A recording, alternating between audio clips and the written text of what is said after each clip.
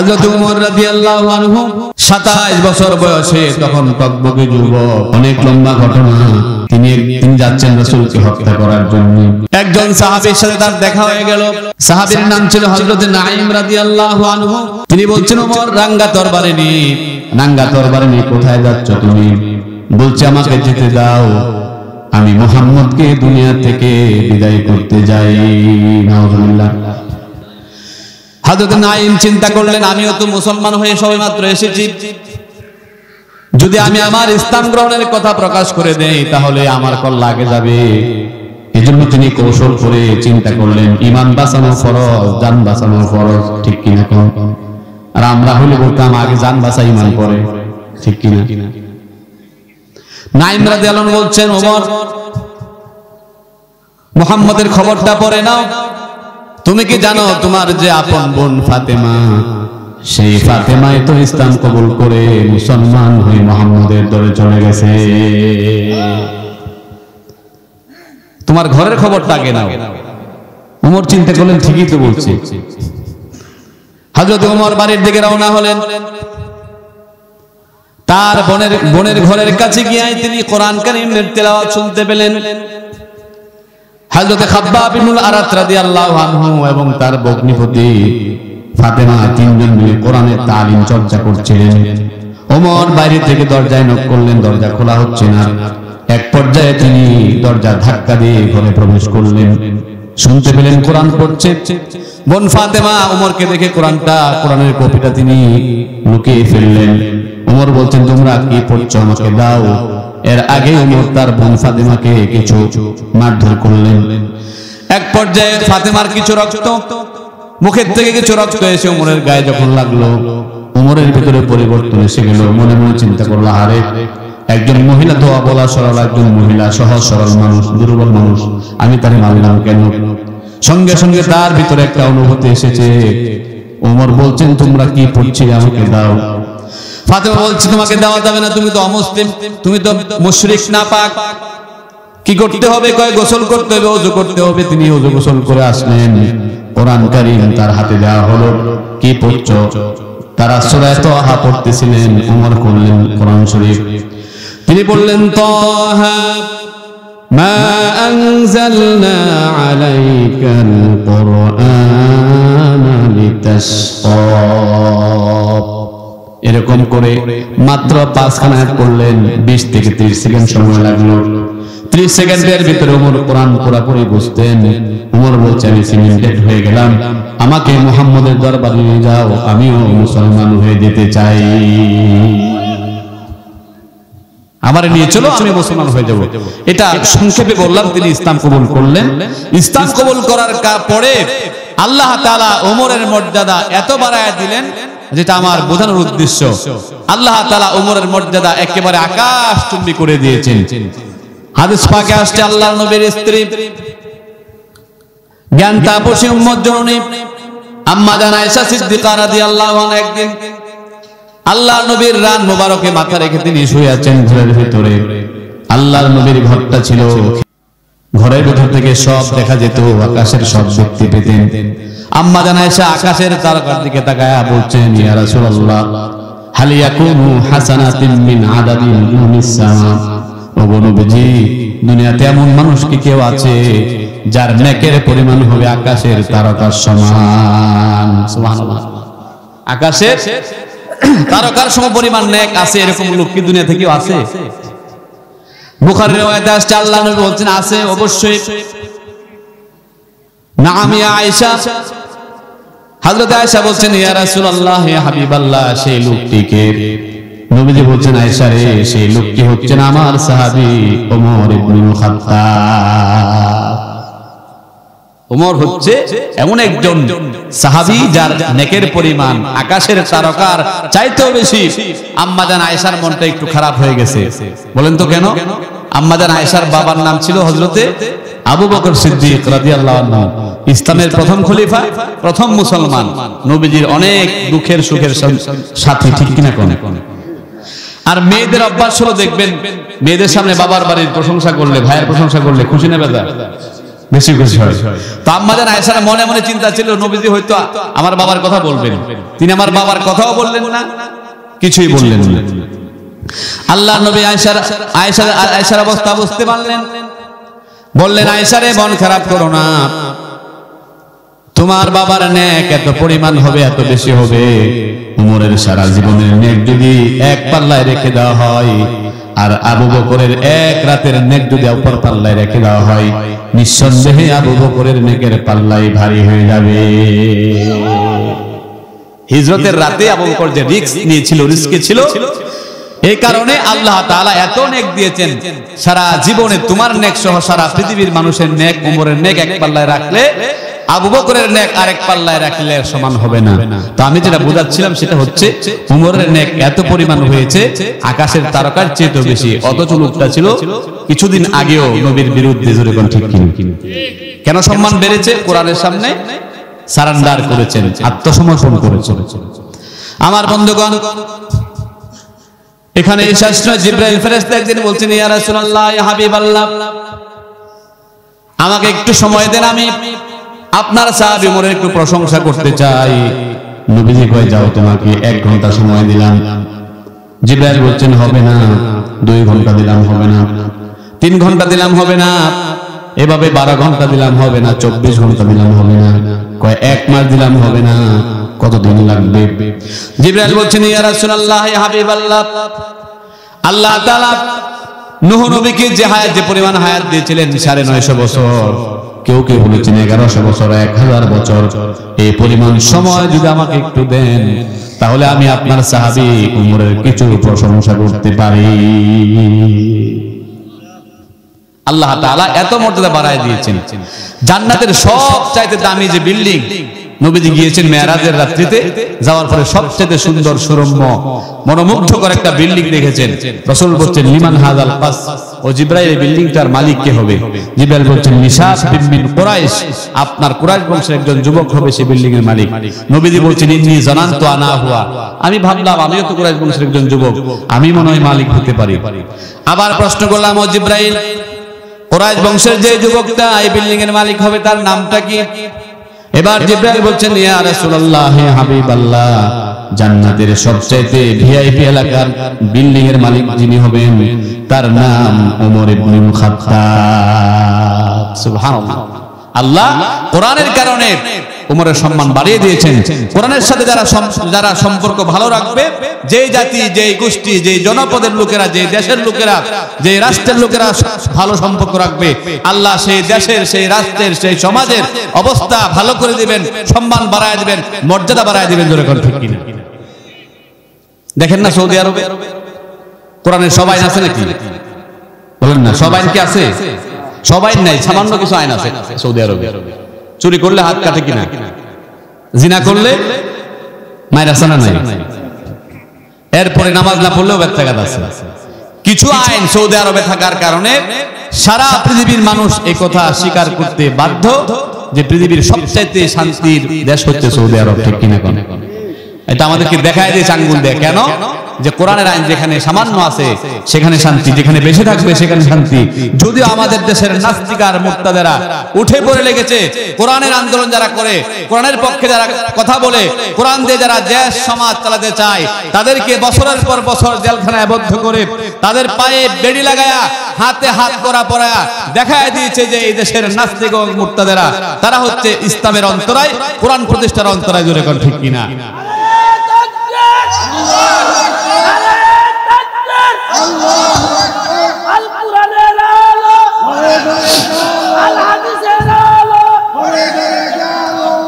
কোরআন যেখানে আছে শান্তি সেখানে আছে। এজন্য যত সমাধান আপনি চাইবেন, যা কিছু চাইবেন, সব কোথায়? কোরআন। ঠিক কিনা? সমাধান চাও যদি জীবনে মরণে, ফিরে যাও খুঁজে নাও চোখ রাখো কোরআনে। সমাধান চাও যদি জীবনে মরণে, ফিরে যাও খুঁজে নাও চোখ রাখো কোরআনে। তবেই পাবে সুখ শান্তির ঠিকানা, তবেই পাবে সুখ শান্তির ঠিকানা, যদি মেনে নাও তুমি মনে প্রাণে। সমাধান সমাধান চাও যদি জীবনে মরণে, ফিরে যাও খুঁজে নাও চোখ রাখো কোরআনে। চিৎকার দেখুন ঠিক কিনা?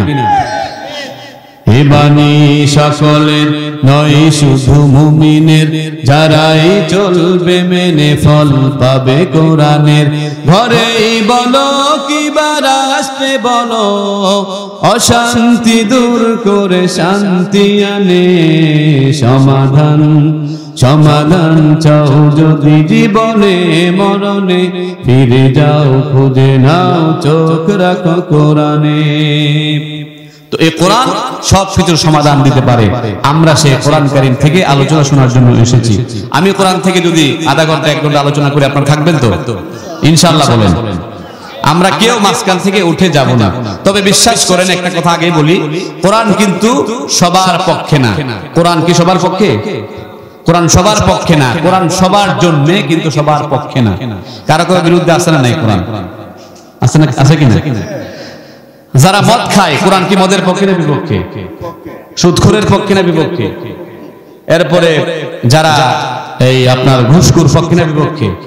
সন্ত্রাসী চোর ডাকাত যারা আছে বিপক্ষে কিনা? তাহলে বোঝা গেল কোরআন আসলে সবার পক্ষে না, এবং কোরআন কখনো সবার পক্ষে যাবে না। অতএব কোরআন যেহেতু সবার পক্ষে না, কোরআন থেকে যদি কেউ কথা বলে, একবারে নিরেট কোরআন থেকে কথা বলতে যায়, সেই কথাটা অবশ্যই কারো কারো গায়ে লাগবে। যেরকম ঠিক কিনা? লাগবে কিনা? এখন যদি কারো গায়ে লাগে, আপনার পীরের গায়ে লাগে, আপনার বাবার গায়ে লাগে, আপনার দলের নেতার গায়ে লাগে, আপনি কি থাকবেন না চলে যাবেন? থাকতে হবে, কারণ এখানেই ইমানের পরীক্ষা হবে। যেরকম ঠিক কিনা? এখানে ইমানের পরীক্ষা। যারা কোরআনের কথাটাকে একেবারে নির্দলীয় মনে করে শুনবেন, কোরআনটাকে কোনো দলের না মনে করে শুনবেন, কোরআনটাকে হেদায়েতের নিয়তে শুনবেন, আল্লাহ তাআলা এই কোরআনের কারণে আপনাকে জান্নাত দিবেন। যেরকম ঠিক কিনা? তাহলে কোরআন দিয়ে কথা বললে কারো গায়ে লাগতে পারে, কিন্তু এই কারো গায়ে লেগে যদি আপনার আগুন লেগে জ্বলে পড়ে সারকার হয়ে যান, এতে আমার কিছু আসে যায় না। আমি হক কথা যতটুকু বলার আমার কথায় আসবে আমি বলবো ইনশাআল্লাহ। ঠিক কিনা? আমার গান সুর ছন্দ কাহারো লাগে যদি মন্দ, আমার গান সুর ছন্দ কাহারো লাগে যদি মন্দ, লেগেও যাই যদি দ্বন্দ্ব, তবু আমার গান আমার সুর কখনো হবে না বন্ধ। ঠিক কিনা? বন্ধ করা যাবে না। এজন্য হক কথাগুলি বলতে হবে। আমরা এখন হক কথা বলি না, আমরা যেটা সহজ মনে করি গা বাসায় চলি, হক কথাটা কম বলি। যেরকম ঠিক কিনা? বাংলাদেশে 4 লক্ষের উপর মসজিদ, এবং শীতের মৌসুমে যে পরিমাণ মাহফিল হয়, ওয়াজ হয়, যে পরিমাণ পীর সাহেবের খানকা আছে, যে পরিমাণ পীরের মুরিদ আছে, ওই পরিমাণ ওই সমস্ত জায়গা থেকে যদি হক কথার আওয়াজ উঠতো, বাংলাদেশের চিত্রটা আরো আগে, অনেক আগে পাল্টে যেত। যেরকম ঠিক কিনা? এজন্য হক কথা অনেকে বলে না, অথচ আল্লাহ তাআলার স্পষ্ট নির্দেশ সূরা আহজাবে আল্লাহ তাআলা বলছেন, আল্লাহ রাব্বুল আলামিন বলছেন, ইয়া আইয়ুহাল্লাযীনা আমানুত্তাকুল্লাহা ওয়া কুলু কাওলান সাদীদা। হে ঈমানদারেরা, আল্লাহকে ভয় করো, ইত্তাকুল্লাহ, আল্লাহকে ভয় করো, ওয়া কুলু কাওলান সাদীদা, এবং সিধা সত্য কথা বলো। Oh, the good person, be afraid of Allah and speak the truth, and He will make your activities good and pardon will you. সত্য কথা বলো, আমি তোমার আমল ভালো করে দেব, জান্নাতে যাওয়ার যে পরিমাণ নেক দরকার সেই ব্যবস্থা করে দেব। সুবহানাল্লাহ। তবে কথা যত সিধা, কারো কারো অসুবিধা। ঠিক কিনা? কথা যত সিধা, কারো কারো অসুবিধা। মদের বিরুদ্ধে বললে মদখোরদের অসুবিধা, ঘুষের বিরুদ্ধে বললে ঘুষখোরদের অসুবিধা, সুদের বিরুদ্ধে অস্কুলে সুদখোরদের অসুবিধা, এরপরে ধর্মনিরপেক্ষতার বিরুদ্ধে বললে নাস্তিক, বামপন্থী, রাম বামদের অসুবিধা। ঠিক কিনা? আমার ভাইরা, এজন্য যত অসুবিধাই হোক সত্য কথা বলতে হবে। এটা আমার আল্লাহর নির্দেশ। সত্য কথা হলো ওই কথা যে কথা বলার পেছনে পিঠ বাঁচানোর, গা বাঁচানোর, চাকরি রক্ষা করার কোনো চিন্তা নাই। একমাত্র আল্লাহর সন্তুষ্টির জন্য যে কথা হয় সেটা হচ্ছে সত্য কথা। ঠিক কিনা? আমরা সেই সত্য কথাগুলা শোনার যেন আল্লাহ তাআলা মন মানসিক তৈরি করে দেন। বলেন আমিন। প্রিয় ভাইরা, আমি আপনাদের সামনে কোরআন কারীমের সূরা নাহাল 16 নম্বর সূরা। কত নম্বর সূরা? 16 নম্বর সূরা, সূরা নাহাল, নাহালের 90 নম্বর আয়াতটা তেলাওয়াত করেছি। আল্লাহ তাআলা তৌফিক দিলে আয়াত এবং হাদিসকে সামনে রেখে নির্ভরযোগ্য মুহাদ্দিস ও মুফাসসিরদের দৃষ্টিকোণ থেকে কিছু কথাবার্তা বলার চেষ্টা করব। ওয়া মা তাওফীকি ইল্লা বিল্লাহ। আল্লাহ তাআলা এই আয়াতে অনেক গুরুত্বপূর্ণ কথা বলেছেন। যদি আমরা এই একটা আয়াতের উপর আমল করি, জানি, তাহলে জান্নাতে যাওয়ার জন্য যথেষ্ট। কোন আলহামদুলিল্লাহ। এই আয়াতটি এত গুরুত্বপূর্ণ আয়াত, মুফাসসিরিন কেরাম বলেছেন যে পৃথিবীতে কোরআন কারীম শুনে যত মানুষ মুসলমান হয়েছে, ইসলাম কবুল করেছে, এর মধ্যে সবচেয়ে বেশি মুসলমান হয়েছে এই আয়াতটা শুনে। কোন আলহামদুলিল্লাহ। আয়াতটা গুরুত্ব আছে না নাই? আমরা এই আয়াত তেলাওয়াত করেছি, যে আয়াত শুনে সবচেয়ে বেশি মুসলমান হয়েছে পৃথিবীতে। আয়াতটি হচ্ছে সূরা নাহালের 90 নম্বর আয়াত। আমার ভাইয়ের, আল্লাহ রাব্বুল আলামিন এই সূরার আয়াত নাজিল করার পেছনে শানে নুজুল হচ্ছে, আয়াতটি নাজিল করার কারণ হচ্ছে আল্লাহ রাব্বুল আলামিনের পয়গম্বর তিনি একদিন বসে আছেন কাবা শরীফের পাদদেশে, একেবারে কাবা শরীফ ঘেঁষে বসে আছেন। একজন মুশরিক, তার নাম হযরতে উসমান ইবনে মাজুন, পরে তিনি ইসলাম কবুল করেছেন, এই জন্য বললাম হযরত, নাম হচ্ছে উসমান ইবনে মাজুন, তখন ইসলাম কবুল করেন নাই। নবীজির পাশ দিয়ে যাচ্ছিলেন হেঁটে হেঁটে। মনে রাখবেন, ইসলামের ইতিহাসে দুইজন উসমানের নাম পাওয়া যায়। কয়জন বলেন? দুইজন উসমানের নাম পাওয়া যায় উল্লেখযোগ্য। এর মধ্যে একজন ছিলেন উসমান ইবনে মাজুন, আরেকজন হলেন উসমান ইবনে আফফান, ইসলামের তৃতীয় খলিফা, আল্লাহর নবীর দুইজন মেয়ের জামাতা। উসমান ইবনে আফফান, যাকে উসমান জিন্নুরাইন বলা হতো, নবীজির দুইজন মেয়েকে বিয়ে করেছেন। উসমান ইবনে আফফান এত ভালো সাহাবী ছিলেন, এত ভদ্র নম্র চরিত্রবান ছিলেন, বিশ্বনবী নিজে বলেছেন, আমি পরপর দুইজন মেয়েকে উসমানের কাছে বিয়ে দিয়েছি, যদি আমার আরেকজন মেয়ে থাকতো বিয়ে দেওয়ার মতো, আল্লাহ সাক্ষী, আমি আমার তৃতীয় মেয়েটাকেও উসমানের কাছে বিয়ে দিতাম। কত ভালো হলে দুইজন মেয়ে দেওয়ার পরও তৃতীয় মেয়েকেও দিতে চাই, চিন্তা করেন। আর আমাদের দেশে এমন জামাই আছে, একজন বিয়ে দেওয়ার পরে শ্বশুর এখানে ধরে, ঠিক কিনা? কয় যে কি জামাই না আজরাইল, আল্লাহ ভালো জানে, ঠিক কিনা? আছে না এরকম? জামাই না আজরাইল। আর নবীজি দুইজন মেয়ে দেওয়ার পরে আরেকজন দিতে চাইলেন। তিনি হচ্ছেন হযরত উসমান ইবনে আফফান রাদিয়াল্লাহু আনহু। তার ইতিহাস শুনেন 2 মিনিটে। উসমান ইবনে আফফান ইসলামের খলিফা হয়েছিলেন, রাষ্ট্রপ্রধান ছিলেন। উসমান ইবনে আফফান ইসলাম কবুল করার আগেও ধনী ছিলেন, পরেও ধনী ছিলেন, মক্কায়ও ধনী ছিলেন, মদিনায়ও ধনী ছিলেন। সাধারণ ধনী নন, শিল্পপতি মানের ধনী ছিলেন। 600-র উপরে তার উট ছিল, অনেক দুম্বা ছিল, অনেক জমি জমা ছিল, খেজুর বাগান ছিল। কিন্তু যেদিন থেকে তিনি রাষ্ট্রপ্রধানের চেয়ারে বসেছেন, সেই দিন থেকে তিনি গরিব। আল্লাহু আকবার। কথা কি বুঝতে পারছেন? এত বড় বড় ধনী, শিল্পপতি মানের ধনী, কিন্তু যেদিন থেকে রাষ্ট্র ক্ষমতায় বসেছেন, রাষ্ট্রের চেয়ারে বসেছেন, সেদিন থেকে তিনি গরিব। আমাদের দেশের নেতাদের সাথে মিল আছে তো? এরকম না, মিল নাই। আমাদের দেশের অবস্থা, নেতাদের অবস্থা হচ্ছে, নির্বাচিত হওয়ার আগে, নির্বাচনের আগে নির্বাচন করার টাকাও নাই, ঠিক কিনা? কোন এরপরে নির্বাচিত হওয়ার পরে কয়েকদিনের ভিতর আঙ্গুল ফুলে কলা গাছ, এরকম, ঠিক কিনা? ঢাকায় বাড়ি, গুলশানে বাড়ি, কানাডায় বেগমপাড়ায় বাড়ি, সুইস ব্যাংকে টাকা, এরপরে গাড়ি বাড়ির অভাব নাই। তারপরে এরপরেও দেখা গেছে জনগণের টিআরবির মাল মেরে খায়, কাবি খায়, এবং রাস্তার মধ্যে রোডের বদলা বাসও লাগাই, এরকম, ঠিক কিনা? এ হচ্ছে আমাদের অবস্থা। আমরা আগে গরিব, ক্ষমতা পাওয়ার পর থেকে ধনীর জীবন শুরু হয়। আর হযরত উসমান রাদিয়াল্লাহু আনহু ধনী ছিলেন, রাষ্ট্র ক্ষমতা পাওয়ার পর থেকে তার গরিবানা জীবন শুরু হয়েছে। আল্লাহু আকবার। কিভাবে অবস্থা হলো? হাদিস সাক্ষী, আল্লাহর নবী বলছেন, হযরত উসমান রাদিয়াল্লাহু আনহু ছিলেন অনেক ধনী, একবার মক্কায় দুর্ভিক্ষ দেখা দিল। উসমান রাদিয়াল্লাহু আনহু নিজের পকেটে টাকা খরচ করে 600 উট বোঝাই করে তিনি সিরিয়া থেকে, শাম দেশ থেকে খাদ্য আনলেন, শস্য সামগ্রী আনলেন। আনার পরে জনগণ যখন শুনল শাম দেশ থেকে হযরত উসমান রাদিয়াল্লাহু আনহু 600 উট বোঝাই করে শস্য সামগ্রী নিয়ে আসতেছেন, জনগণ হুমড়ি খেয়ে পড়ল, ভিড় লাগায় দিল। উসমান রাদিয়াল্লাহু আনহু জনগণকে সামনে নিয়ে ভাষণ দিলেন। তিনি বলছেন, ভাইয়েরা আমার, আমি আমার নিজের টাকা খরচ করে নিজের উট দিয়ে আমি 600 উট বোঝাই করে খাদ্য সামগ্রী এনেছি শাম দেশ থেকে। এত খাদ্য সামগ্রী আমি ফ্রি দিব না, টাকা দিয়ে কিনে লাগবে। জনগণ বলল, কত টাকা? হযরত ওসমান বললেন, তোমরা কত দিতে পারবে বলো? জনগণ বলল, আমরা 10 টাকা দিব, 10 দিরহাম দেব কেজিতে। একটা দাম ধরলো আর কি। উনি বললেন, না, দেওয়া যাবে না। জনগণ বলল, আমরা 11 টাকা দেব। তিনি বলছেন, না, দেওয়া যাবে না।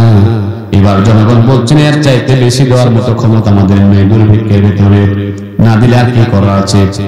হযরত ওসমান রাদিয়াল্লাহু আনহু কিছুক্ষণ পরে আবার তিনি জনগণের সামনে ভাষণ দিলেন। বললেন, ও আমার জনগণ, ভালো করে শুনেন, আমি আপনাদেরকে পরীক্ষা করেছিলাম। এতদিন পর্যন্ত আমি ওসমান অনেক ব্যবসা করেছি, কোটি কোটি দিরহাম ইনকাম করেছি, মানুষের সাথে ব্যবসা করেছি, তোমাদের সাথে ব্যবসা করেছি। আজকে আমি তোমাদের সাথে ব্যবসা করতে চাই না, আমি আজকে আমার আল্লাহর সাথে ব্যবসা করতে চাই। আমি আমার 600 উট বোঝাই করা খাদ্য সামগ্রী সবগুলি ফ্রি দিয়ে দেব, একেবারে ফ্রি দিয়ে দেব, টাকা নেব না। এভাবে করে তিনি আল্লাহর রাস্তায় দান করতে থাকলেন। জনগণের খেদমত করতে করতে তিনি একেবারে গরিব হয়ে গেলেন, নিঃস্ব হয়ে গেলেন। প্রিয় ভাইয়েরা, যে উসমানের কথা বলছিলাম তিনি কিন্তু উসমান ইবনে আফফান নন, তার নাম কি মনে আছে? উসমান ইবনে মাজউন, নামটা মনে রাখবেন। কি নাম?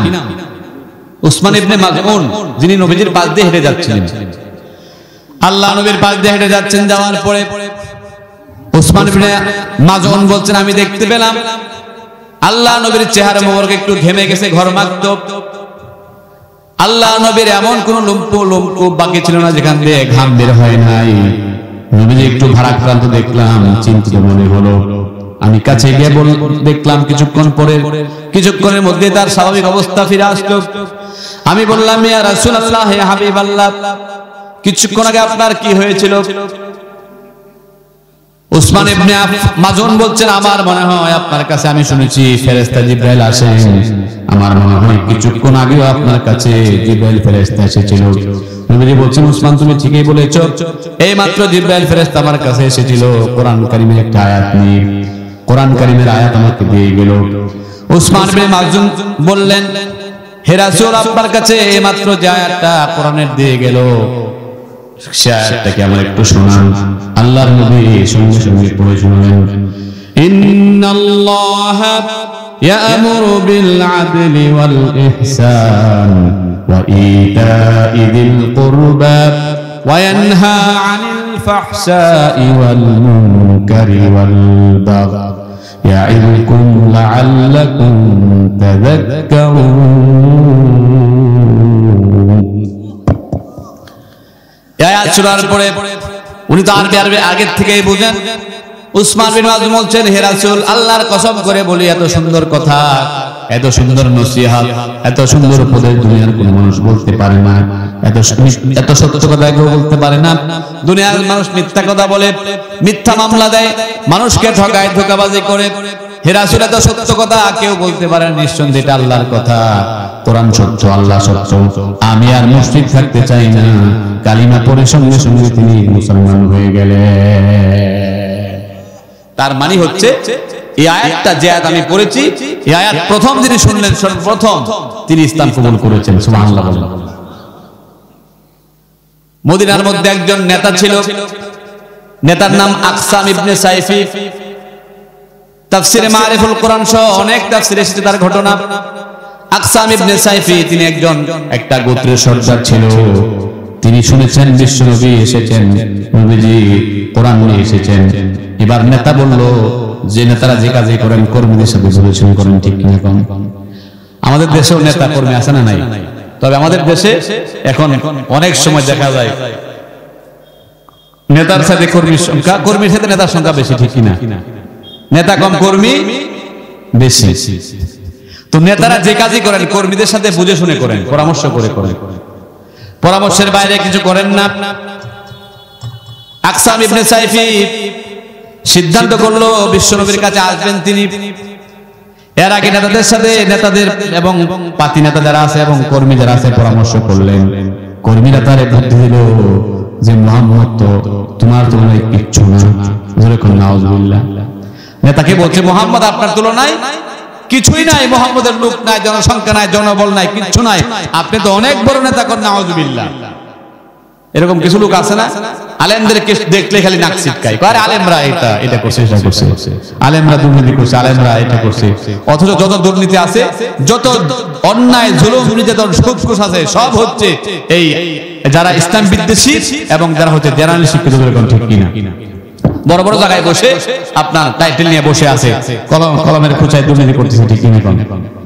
আর আলেমদের বিরুদ্ধে কথা বলে। তো আকসাম ইবনে সাইফি বলছে যে মুহাম্মদ তো তোমার তুলনায় কিচ্ছু না, আপনার যাওয়ার দরকার নাই। আপনি একটা কাজ করেন, একটা প্রতিনিধি দল পাঠান আপনার পক্ষ থেকে, দুইজন লোককে পাঠান, ওরা গিয়া মুহাম্মদকে দুইটা প্রশ্ন করবে। কয়টা প্রশ্ন? মনোযোগ আছে আপনাদের? দুইটা প্রশ্ন করবে। যদি মুহাম্মদ প্রশ্নের জবাব সঠিকভাবে দিতে পারে তাহলে বুঝবা তিনি সত্য নবী, আর যদি না পারে তাহলে বুঝবা তিনি সত্য নবী নবী। আকসাম ইবনে সাইফি পরামর্শ গ্রহণ করলো। করার পরে তার পক্ষ থেকে দুইজন লোককে পাঠায় দিল, গিয়া বলছো তোমরা দুইটা প্রশ্ন করবা। এক নাম্বার প্রশ্ন হবে মান আনতা ওয়া মা আনতা, মুহাম্মদ তুমি কে এবং তোমার মিশন কি, তুমি কেন এসেছো? দুইটা প্রশ্ন। দুইজন প্রতিনিধির সদস্য চলে এলো। আসার পরে নবীজির কাছে আসলো, সালাম কালাম দেওয়ার পরে বলছে মান আনতা, মুহাম্মদ আপনি কে, ওয়া মা আনতা এবং আপনার মিশনটা কি, আপনি কেন এসেছেন? বিশ্বনবী প্রথম প্রশ্নের জবাবে বলছেন আনা মুহাম্মদ ইবনে আব্দুল্লাহ, আমি আব্দুল্লাহর ছেলে মুহাম্মদ। সুবহানাল্লাহ। আব্দুল্লাহর ছেলে মুহাম্মদ। নামটা বড় না ছোট? ছোট্ট। আব্দুল্লাহর ছেলে, আব্দুল তো বাবার নাম, মুহাম্মদ শুধু। বিশ্বনবী লেটেস্টলি পাওয়ার যার, আকাশের দিকে তাকালে আল্লাহর পক্ষ থেকে হুকুম এসে যেত, আঙ্গুল দিয়ে ইশারা করলে চাঁদ দ্বিখণ্ডিত হয়ে যেত যার ইশারায়। এত বড় পাওয়ারফুল একজন নবী, যিনি সমস্ত নবীদের নবী, তিনি বলছেন আমি আর কিছু নই, কেউ নই, আব্দুল্লাহর ছেলে মুহাম্মদ। আর আমাদের দেশের অনেক পিসাবরা আছে, টাইটেলের অভাব নাই। যেরকম ঠিক কিনা? টাইটেল কি? জনাব, আলহাজ, শাহ, সৈয়দ, সুফি, মুজাদ্দেদ জামান, সদরঘাটের কামান, গুলিস্তানের বিমান, আশিকে শয়তান, মাহমুদ সুবানি, সারাগায়ে সুলতানি, কুতুবে রব্বানি, জনাব সেরাগালি। আছে না নাই? কত টাইটেল যে উনার! আপনার টাইটেল খুঁজতে খুঁজতে দেখবেন নামও খুঁজে পাওয়া যায় না। এরকম টাইটেল বেশি থাকলে বিপদ আছে না নাই? অনেক বিপদ আছে। এরকম ঘটনা আছে, বললাম না এটা, বিপদ আছে। তো টাইটেল যত বেশি, বিপদ তত বেশি। বিশ্বনবী সর্বশ্রেষ্ঠ মানব, সর্বশ্রেষ্ঠ রাসূল, সর্বশ্রেষ্ঠ নবী, নবীদের নবী, টাইটেল নাই, শুধু বলছেন আমি আব্দুল্লাহর ছেলে মুহাম্মদ। আর আমরা কত টাইটেল নিয়ে ঘুরি। যাই দেখবেন পিসাবের মুখে দাড়িও নাই, মুছও নাই, নামাজও পড়ে না, পর্দা নাই, কোনো কিছুর খবর নাই, মাজার করে বসে আছে টাকা কামাবার ধান্দায়। ধরে ঠিক কিনা? খাজার নামে মাজার গড়ে দেখায় যারা খাজার শান, দিনে করে ভণ্ডামি আর রাত্রে মারে গাজায় টান। আছে কিনা বলেন? দাড়ি টুপি নাই কো তাহার, আছে শুধু চুল, সুন্নাতের খবর নাই সে আশিকে রাসূল। দাড়ি টুপি নাই কো তাহার, আছে শুধু চুল, সুন্নাতের খবর নাই সে আশিকে রাসূল। মাজারে সারা বেলা চলে ওই গাজার মেলা, মাজারে সারা বেলা চলে ওই নারীর মেলা। আমল সব ধ্বংস হবে, থাকবে না তাদের ঈমান, দিনে করে ভণ্ডামি আর রাত্রে মারে গাজায় টান। আছে না নাই? মনে রাখবেন, ভণ্ড যারা, তাদের বিরুদ্ধে কথা বলতেই হবে। তবে বিশ্বাস করেন, হক্কানি পীরের বিরুদ্ধে আমরা কথা বলি না। যারা হক্কানি পীর, তাদের প্রয়োজন আছে। ওরা না থাকলে দেশটা ভণ্ডামিতে ভরে যেত। ঠিক কিনা? এক পীর বাইরেছে নাকি পীর চিটাঙ্গের গোলাম সৈয়দ গোলাম মঈনুদ্দিন নাকি জানি, আমার মনে হয় এর চাইতে বড় দাজ্জাল বর্তমানে পৃথিবীতে আর নাই। হে মনে দাজ্জাল যেরকম ঠিক কিনা? দেখবেন গান বাজায় বানাইছে, কয় মরণকালে ঢোলবাসি বাজায়ও, আছে না গান এরকম বানাইছে, কয় মরণকালে ঢোলবাসি বাজায়ও, তরিকার ভাইও, কলিমা কালামো ভাই, কোনো কিছুর দরকার নেই, গাউস গুণের গুণগীতি গাইও, নাউজুবিল্লাহ করে। এরপর নামাজ অস্বীকার করে, রোজা অস্বীকার করে, নামাজ নিয়ে ঠাট্টা করে। আমি মনে করি এই সমস্ত ভণ্ডরা, ইসলামের নামধারী ভণ্ডরা, এরা ইসলামের সবচেয়ে বেশি ক্ষতি করছে। আমি সরকারের প্রতি উদাত্ত আহ্বান জানাবো, নাস্তিকদের পাশাপাশি এই সমস্ত ভণ্ড যারা মুসলমান ঈমান নিয়ে নামাজ দিয়ে ঠাট্টা করে, উপহাস করে, তাদেরকে অচিরেই তাদেরকে আপনারা জেলখানায় আবদ্ধ করেন, আর হক্কানি উলামায়ে কেরাম যারা আছেন তাদেরকে মুক্ত করেন। জোরে করে ঠিক কিনা? প্রিয় ভাইরা, এই সমস্ত ভণ্ডরা এই পীরের নামে, মাজারের নামে লক্ষ লক্ষ টাকা, কোটি কোটি টাকা আত্মসাৎ করছে, আসল ইসলামের কোন খেদমত করছে না, এরা এই ভণ্ড। জোরে কোন ঠিক কিনা? তাহলে আল্লাহর নবী উনি বলছেন আমার নাম হচ্ছে মুহাম্মদ ইবনে আব্দুল্লাহ। আল্লাহ নবী তারপরে বলছেন আতানিয়াল কিতাবা ওয়া জাআলানি নাবিয়্যা, আল্লাহ তাআলা দয়া করে আমাকে কিতাব দিয়েছেন, নবী বানিয়েছেন, কোরআন দিয়েছেন, নবী বানিয়েছেন। আনা আউয়ালুশ শাফিঈন, আমি সর্বপ্রথম কিয়ামতের ময়দানে সুপারিশ করার অনুমতি পাব। আনা আউয়ালুল মুশাফফিঈন, আল্লাহ তাআলা আমার সুপারিশ প্রথম কবুল করবেন। মান আকরা বাবাল জান্নাহ, আমি এমন একজন নবী যিনি সর্বপ্রথম জান্নাতের দরজায় গিয়ে নক করব, কড়া নাড়ব, আল্লাহ আমার সম্মানার্থে জান্নাতের দরজা খুলে দিবে। আমার ভাইয়েরা, আমরা এমন নবীর উম্মত হয়েছি যেই নবী জান্নাতে যাওয়ার আগে দুনিয়ার কোনো মানুষ জান্নাতে যেতে পারবে না। আল্লাহ রাব্বুল আলামিনের হাবিব বলেছেন, ইন্নাল জান্নাতা হুররিমাত আলাল আমবিয়াই হাত্তা দুখুলুহা ওয়া হুররিমাত আলাল উমামি হাত্তা তাদখুলুহা আলা উম্মতি। হযরত আবু হুরায়রা বলছেন, আল্লাহ নবী বলেছেন, কিয়ামতের দিনে আল্লাহ রাব্বুল আলামিনের কোন নবী জান্নাতে প্রবেশ করতে পারবে না যতক্ষণ না আমাদের নবী প্রবেশ করবেন, আর কোন নবীর উম্মত প্রবেশ করতে পারবে না জান্নাতে যতক্ষণ না আমরা জান্নাতে প্রবেশ করতে পারবো। সুবহানাল্লাহ। অর্থাৎ আমরা জান্নাতে যাওয়ার আগে দুনিয়ার কোন নবীর কোন উম্মত জান্নাতে যেতে পারবে না। তাহলে নবীজি বলছেন, তার পরিচয় দিয়েছেন। এরপরে 2 নম্বর প্রশ্ন বলছেন, ওমা আনতা মুহাম্মদ, তোমার মিশনটা কি, তুমি কেন এসেছো? এই প্রশ্নের জবাবে আল্লাহর নবী কোনো কথা বলেন নাই, শুধুমাত্র ওই প্রতিনিধি সদস্যদেরকে তিনি কোরআন কারীমের সূরা নাহলের আয়াত শোনায় দিয়েছেন, ইন্নাল্লাহা ইয়া'মুরু বিল আদলি ওয়াল ইহসান ওয়া ইতা'i যিল কুরবা ওয়া ইয়ানহা আনিল ফাহশাই ওয়াল মুনকারি ওয়াল বাগই। আল্লাহ নবী আয়াতটা পড়ে শোনায় দিয়েছেন, আমার মিশন হচ্ছে এটা। এবার 2 জন সদস্য আয়াত শোনার সঙ্গে সঙ্গে বলছে, মুহাম্মদ, আমরা অনুরোধ করি আয়াতটা আপনি আরো কয়েকবার পড়েন, বারবার পড়েন। আল্লাহ নবী 1 বার 2 বার 3 বার 4 বার পড়লেন, পড়ার সঙ্গে সঙ্গে তাদের আয়াতটা মুখস্থ হয়ে গেল। এবার তারা বাড়িতে আসলো, আকসাম ইবনে সাইফি সর্দারের কাছে আসলো, আসার পরে বলল, আসার পরে সালাম কালাম আসার পরে পরিচয় হলো, কথাবার্তা হলো। এরপরে আকসাম ইবনে সাইফি বলছে, তোমরা কি মুহাম্মদের কাছে গিয়েছিলে? কয়া গিয়েছিলাম। তারা কি 2টা প্রশ্ন করেছিল? কয়া করেছিলাম। প্রথম প্রশ্নের জবাবে তিনি কি বলেছেন? তারা বলল, প্রথম প্রশ্নের জবাবে তিনি বলছেন তিনি মুহাম্মদ আব্দুল্লাহ ছিলেন মুহাম্মদ। দ্বিতীয় প্রশ্নের জবাবে কি বলেছেন? তারা বলছে দ্বিতীয় প্রশ্নের জবাবে কোনো কথা বলেন নাই। দ্বিতীয় প্রশ্নের জবাবে মুহাম্মদ আমাদেরকে সূরা নাহলের আয়াতটা শোনায় দিয়েছেন। আকসাম ইবনে সাইফি অনেক বড় জ্ঞানী, একটা গোত্রের সর্দার হওয়ার পরেও তিনি আয়াতটা শুনেছেন। শোনার পরে সঙ্গে সঙ্গে তিনি বলছেন, কুনু রুআসা ওয়ালা তাকুনু আজনাবা।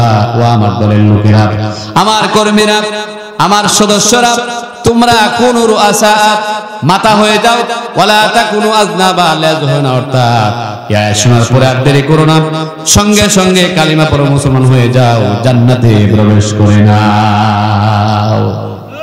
তোমরা মাথা হও, লেজ হও না। অর্থাৎ এই আয়াত শোনার পরে তিনি বুঝতে পারলেন এত সুন্দর নসিহত, এত সুন্দর কথা, এত সুন্দর উপদেশ আল্লাহ ছাড়া, কোরআন ছাড়া সত্য কথা আর কেউ বলতে পারে না। এই আয়াত শুনে তখনকার সময় কয়েকশো তার অনুসারী সহ ইসলাম কবুল করেছে। সুবহানাল্লাহ। তাহলে বোঝা গেল এই আয়াত শুনে যারা শুনেছেন তারা ইসলাম কবুল করেছে। আয়াতের গুরুত্বটা বুঝাইলাম, গুরুত্ব আছে না নাই? আচ্ছা, এবার আসেন আয়াতে আল্লাহ তাআলা কি বলেছেন শুনবেন না?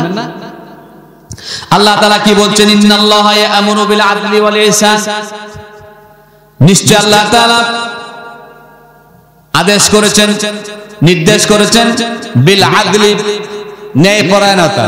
কিসের? ন্যায়পরায়ণতা। ওয়াল ইহসান, সৎ আচরণের। ওয়া ইতাইযিল কুরবা, আত্মীয়তার হক আদায় করা। কয়টা নির্দেশ বলেন না? কয়টা? এরপর নিষেধ করেছেন ওয়ানহা আনিল ফাহশাই, নিষেধ করেছেন অশ্লীলতা। ওয়াল মুনকারি, অসঙ্গত কাজ। ওয়াল বাগি, এবং অবাধ্যতা না করতে। আল্লাহ তিনটা আদেশ করেছেন, নিষেধ কয়টা বলেন? আদেশ কয়টা? তিনটা, নিষেধ তিনটা। আল্লাহ তাআলা আদেশ করেছেন তিনটা, নিষেধ তিনটা, মোট ছয়টা না সাতটা? মোট ছয়টা। আল্লাহ বলছেন লাআল্লাকুম তাযাক্কারুন।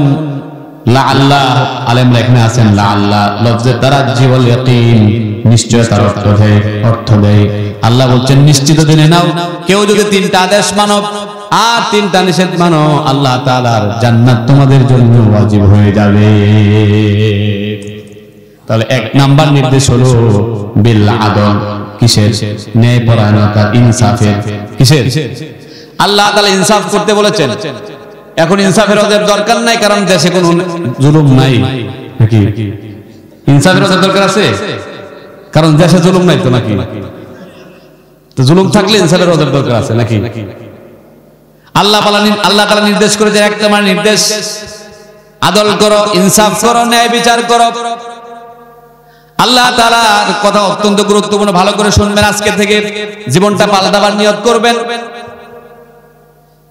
রাত ভর আওয়াজ করে শুনলেন, বক্তার কণ্ঠ কেমন, চিন্তা করলেন, কিন্তু কোরআনের কথাগুলি মন দিয়ে যদি শুনেন, প্রত্যেকটা কথাই হীরার খণ্ডের মতো, বলে কোন ঠিক কিনা? আল্লাহ বলছেন বান্দা ইনসাফ করো। আল্লাহ তাআলা ইনসাফের কথা বলেছেন। বাবা ইনসাফ করবে ছেলের প্রতি, ছেলে ইনসাফ করবে বাবার প্রতি, শিক্ষক ইনসাফ করবে ছাত্রের প্রতি, ইমাম ইনসাফ করবে মুসল্লির প্রতি, মুসল্লি ইনসাফ করবে ইমামের প্রতি, তারপরে নেতা ইনসাফ করবে কর্মীর প্রতি, কর্মী ইনসাফ করবে নেতার প্রতি। অর্থাৎ প্রত্যেকের প্রতি প্রত্যেকের ইনসাফ আছে না নাই? আল্লাহ তাআলা বাবাকে বলছেন ইনসাফ করো ছেলেদের উপরে। এখন আমাদের সমাজে অনেক বাবা এরকম আছেন, দেখা গেছে বাবার বড় ছেলে অনেক কষ্ট করে, মেধা শক্তি ভালো ছিল, ভালো মেধাবী ছিল, পড়ালেখায় ভালো ছিল, কিন্তু সংসারের অভাবের তাড়নায় বিদেশ পাড়ি জমিয়েছে। অনেক কষ্ট করে বিদেশ যাওয়ার পরে 8 ঘন্টা ডিউটি করে, আবার 2-4 ঘন্টা ওভার টাইম করে, অনেক টাকা কষ্ট করে ইনকাম করে, বাড়িতে টাকা পয়সা দেয়। বাবার অনেক ঋণ ছিল, ঋণ পরিশোধ হয়েছে। বাবার অনেক জমি জমা বন্ধকে আটকে ছিল, এগুলা ছোড়ানো হয়েছে। মেয়েদেরকে লেখাপড়া করানো হয়েছে, একটা ঘর বাড়ি সুন্দর করে করা হয়েছে। কয়েক বছর যাওয়ার পরে বড় ছেলে দুর্বল হয়ে গেছে, এখন আর আগের মতো ইনকাম করতে পারে না। তার সংসার হয়েছে, ছেলে মেয়ে হয়েছে, ইনকাম করতে পারে না, ওভার টাইম করতে পারে না, এই জন্য আগের মতো টাকা পয়সা দিতে পারে না। এখন বাবার ছোট ছেলে তো নতুন জিনিস শিখে বেশি ইনকাম করে, বেশি টাকা দেয়, এজন্য বাবা বড় ছেলেটাকে একেবারে ভুলে গেছে। এরকম আছে না নাই? এরকম অনেক বাবা আছে, বড় ছেলেটাকে ভুলে গেছে। অথচ বাবার তো উচিত ছিল, বাবার উচিত ছিল এই কথা সমস্ত ছেলেদেরকে বলা, যে মেয়েদেরকে বলা, যে বাবারা আল্লাহ রহম করেছেন, তোমার ভাইকে আমি বিদেশ পাঠিয়েছিলাম, আল্লাহর ইচ্ছে তিনি বিদেশ গিয়েছেন। যদি বিদেশ না যাইতো আমার ঋণ আমি ভাঙতে পারতাম না, আমার জমিগুলি বন্ধক ছিল সেগুলো ছড়াতে পারতাম না, তোমার বোনদের লেখাপড়া হতো না, বাড়ি ঘর সংসার এত সুন্দর হতো না। তোমার ভাইয়ের উচিলে এগুলা হয়েছে, খবরদার তোমার ভাইয়ের সাথে কিন্তু বেয়াদবি করতে পারবা না। উচিত ছিল কিনা বলেন? কিন্তু বাবা এটা না বলে ছোট ছেলের পক্ষে চলে যায়। এরপরে দেখেন কমিটির ইমামের প্রতি ইনসাফ করে না। কমিটির উচিত ছিল ইমাম সাহেবের প্রতি ইনসাফ করা, ইমাম সাহেবের বেতনটা এলাকার সব চাইতে দামি চাকরিজীবী যিনি আছেন তার চাইতে বেশি করার, কিন্তু করে না। বেতন 5,000 টাকা, তারপর মাসে 7 বারে দেয়। আছে কিনা? 500, 800, 1500, 300, ঠিক কিনা? 5,000 টাকা বেতন, এরপরও ঠিক মতো দেয় না। দিলে তো বরকত হইতো, কিন্তু দেয় 5 বারে 7 বারে 5,000 টাকা। ইনসাফ করে না। এরপরে ইমাম সাহেব সত্য কথা বললে পরে মসজিদে দেখা গেছে ইমাম সাহেবের চাকরিটাও থাকে না, ঠিক কিনা? ইমাম সাহেব যতদিন পর্যন্ত হক কথা না বলেন, নিউট্রালে থাকেন। চিন্তা করেন সমাজের ভিতরে সুদের বিরুদ্ধে কথা বলে অযথা ভেজাল লাগায় লাভ কি? কারণ বলবে কোথায়? বেশিরভাগ লোকে তো সুদখোর, ঠিক কিনা? আছে না সমাজের অধিকাংশ লোক সুদখোর? মসজিদের কমিটি, সভাপতি, সেক্রেটারি অনেক সুদখোর আছে বাংলাদেশের অনেক জায়গায় আছে। যদি আপনাদের কি জানি সন্ধানী বাজার নাই, জোরে করে, ঠিক কিনা? সুদখোর মসজিদের কমিটি, আপনি কথা বলবেন কি করে? আমরা কি আল্লাহর ওলি বানাইছি সুদ করে, কয় জাতি করে মসজিদ তাড়াতাড়ি টাইলস হয়ে যায়, ঠিক কিনা? ঠিক না? টাইলস হয়ে যাবে, মসজিদটা উন্নত হয়ে যাবে। তো মসজিদ পাকা হলে লাভ কি আপনার? ওই যে আগে বলে না আমাদেরকে বলতো হুজুরা যে আগে ইমান ছিল পাকা, মসজিদ ছিল কি কাঁচা। এখন মসজিদ হয়েছে পাকা, ইমান একেবারে কি কাঁচা, মুসল্লি কাঁচা। আমরা বানাইছি সুদখোর। অথচ আল্লাহ রাব্বুল আলামিন মসজিদের কমিটি কে হবে, মসজিদ কে পরিচালনা করবে, সেই মূলনীতি আল্লাহ তাআলা কোরআনে ১,৫০০ বছর আগে দিয়েছেন। আল্লাহু আকবার। কারণ কোরআন তো সবকিছুর সমাধান, ঠিক কিনা? আল্লাহ রাব্বুল আলামিন সূরা তাওবা, কোরআন কারীমের সূরা তাওবার 18 নম্বর আয়াত, বলেন কোন সূরা? সূরা তাওবা আয়াত নাম্বার 18। আল্লাহ তাআলা বলেন, ইন্নামা ইয়া'মুরু মাসাজিদাল্লাহি মান আমানা বিল্লাহি ওয়াল ইয়াউমিল আখির ওয়া আকামাস সালাতা ওয়া আতাউজ যাকাত ওয়া লাম ইয়াখশা ইল্লাল্লাহ। আল্লাহ বলছেন মসজিদ যিনি আবাদ করবেন, আবাদকারী হবেন, মুতাল্লি হবেন, সভাপতি হবেন, সেক্রেটারি হবেন, ক্যাশিয়ার হবেন, যারা হবে তারা একটা 5টা গুণ থাকবে। 1 নাম্বার হচ্ছে মান আমানা বিল্লাহ, আল্লাহর উপর ঈমান লাগবে পরিপূর্ণ, ঠিক কিনা? এখন মসজিদের মুতাল্লি সভাপতি নাস্তিক, ঈমান আছে কি? ঈমান আছে? নাস্তিক দেখবেন মসজিদে, আপনি নাস্তিকদের বিরুদ্ধে কথা বলবেন, এই শিক্ষা ব্যবস্থার বিরুদ্ধে কথা বলবেন, মসজিদের সভাপতি দাঁড়ায় যাবে, বোঝা যাবে এর মতো টাটকা মুনাফিক আর নাস্তিক আর নাই, জোরে কোন, ঠিক কিনা? মানে নাস্তিকের সভাপতি। আল্লাহ বলছেন 1 নাম্বার শর্ত হচ্ছে ঈমানদার হতে হবে। 2 নাম্বার ওয়াল ইয়াউমিল আখির, কিয়ামতের প্রতি বিশ্বাস থাকতে হবে। 3 নাম্বার আকামাস সালাত, নামাজ কায়েমকারী হতে হবে। 4 নাম্বার ওয়া আতাউজ যাকাত, যাকাত প্রদানকারী হতে হবে। 5 নাম্বার ওয়ালাম ইয়াখশা ইল্লাল্লাহ, আল্লাহ ছাড়া কারো ভয় তার ভিতরে থাকবে না। এমন 5 গুণ বিশিষ্ট ব্যক্তি হবে মসজিদের কমিটি। সুবহানাল্লাহ। আল্লাহর মূলনীতি দেখেন, কেন বলছে ইমানদার যদি হয়, তো ইমাম সাহেব যদি হকের কথা বলে, এই মুসল্লি সভাপতি কোনদিন ইমামের বিরুদ্ধে করবে না, ঠিক কিনা বলেন? অথচ ইমানদার না হওয়ার কারণে ইমাম যখন ইমানের পক্ষে কথা বলে, ইসলামী আন্দোলনের পক্ষে কথা বলে, কোরআনের পক্ষে কথা বলে, নাস্তিকদের বিরুদ্ধে কথা বলে, রামপন্থী বামপন্থীদের বিরুদ্ধে কথা বলে, তখন ইমাম সাহেবের চাকরিটা নোট করে দিয়ে দেন, ঠিক কিনা? মনে রাখবেন, আপনার উচিত ছিল, আপনার ইনসাফ করা দরকার ছিল। ইমাম সাহেব হক কথা বলার কারণে তার চাকরিটা নষ্ট না করে আপনি যদি প্রকৃতপক্ষে ইমানদার হতেন, তাহলে ইমাম সাহেবের চাকরি নট হতো না, ইমাম সাহেবের প্রমোশন হতো, ঠিক কিনা? এখন প্রমোশন না দিয়ে চাকরি নষ্ট করে দিয়েছে। মনে রাখবেন, এই সাধারণ একটা বিষয়ের কারণে যদি আপনি জুলুম করলেন, ইনসাফ করলেন না, কিয়ামতের ময়দানে অবশ্যই অবশ্যই আপনাকে আল্লাহর কাছে জবাবদিহি করতে হবে, ঠিক কিনা? আল্লাহ কাউকে ছাড়বেন না। 1 নাম্বার ইমানদার হতে হবে, 2 নাম্বার পরকালে বিশ্বাসী হতে হবে, 3 নাম্বার নামাজি হতে হবে। এখন নামাজ পড়ে না, এটা তো বেশিরভাগ লোক, কমিটির লোক নামাজ নাই, আছে কিনা? বেনামাজি, নামাজের খবরই নাই। এরপরে কয় হুজুর নামাজ পড়ি, জুমার দিন তো পড়ি, দলিল দেয়, ঠিক কিনা? কয় জুমার দিন তো পড়ি, জুমার দিন পড়লে কি নামাজি হওয়া যায়, মুসল্লি হওয়া যায়? আল্লাহ রাব্বুল আলামিনের হাবিব মুসলিম শরীফের 2016 নম্বর হাদিসের মধ্যে বলছেন, আল্লাহ নবী বলছেন নামাজি কাকে বলে, মুসল্লি কাকে বলে। আল্লাহর হাবিব একটা ফর্মুলা দিয়েছেন, তিনি বলেছেন, তুমি যদি চাও আইয়াল কাল্লাহু ইয়াউমাল কিয়ামাতি ফালিইউহাফিজ আলা সালাওয়াতিল মাকতুবা তুমি যদি কিয়ামতের ময়দানে আল্লাহর কাছে ঈমানদার মুসলিম হিসাবে সম্মানিত হতে চাও তাহলে 5 ওয়াক্ত ফরজ নামাজের হেফাজতকারী হয়ে যাও। মান সাররাহু আয়ালকাল্লাহু ইলা ইয়াউমিল কিয়ামা ফালিয়ুহাফিজ আলা সালাওয়াতিল খামস, যে ব্যক্তি আল্লাহর কাছে সম্মানিত হতে চায় কিয়ামতের ময়দানে মুসলিম হিসাবে, সে যেন 5 ওয়াক্তের নামাজের কি করে হেফাজত করে নামাজি হয়ে যায়। এখন এক ওয়াক্ত নামাজ পড়লে মুসল্লি হওয়া যায় না, নামাজ পড়লে সম্মান বাড়ে না কমে? সালাত কায়েম করো, সালাত কায়েম করো, হবে সম্মানী তুমি, হবে জান্নাতি তুমি, দেবে কাল হাসরে শীতল ছায়া আর সে আজিম, রব্বিয়াল আলা রব্বিয়াল আজিম। ঠিক কি না? মুমিন তুমি, সালাত তোমার মস্ত পরিচয়, দুনিয়া তোমার আজকে আছে কালকে হবে লয়, আজকে রুকু সিজদা করো, নিজ পরিচয় আখের ধরো, হবে না বিলীন, সালাত তোমার অঙ্গে মাখো সঙ্গে রাখো, তবেই তো মুমিন, রব্বিয়াল আলা রব্বিয়াল আজিম। নামাজের সম্মান বাড়বে। মুমিন আর কাফেরের মধ্যে পার্থক্য হচ্ছে নামাজ। এখন সভাপতি ঘুষখোর, সুদখোর, ঘুষ খায়, একেবারে চাকরি জীবনে সব সুদ খাইছে, ঘুষ খাইছে। মনে করেন একজন কবি লিখছে যে আপনি এই সুদ খেয়ে করেছেন বাড়ি গাড়ি, এরপরে অবসরে এসেছে, এখন তসবিহ হাতে নিয়ে ভাবছেন জান্নাত আপনার বাড়ি। এরকম ঠিক কি না? এত সহজ।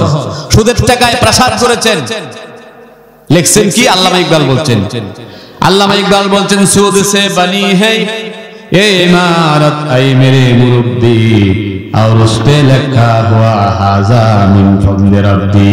नाउजुबिल्लाह। সুদের টাকায় প্রাসাদ করেছেন, বানাইছেন বিল্ডিং, আর লিখে রাখছেন এটা আমার আল্লাহর অনুগ্রহ। জোরে কান নাউজুবিল্লাহ।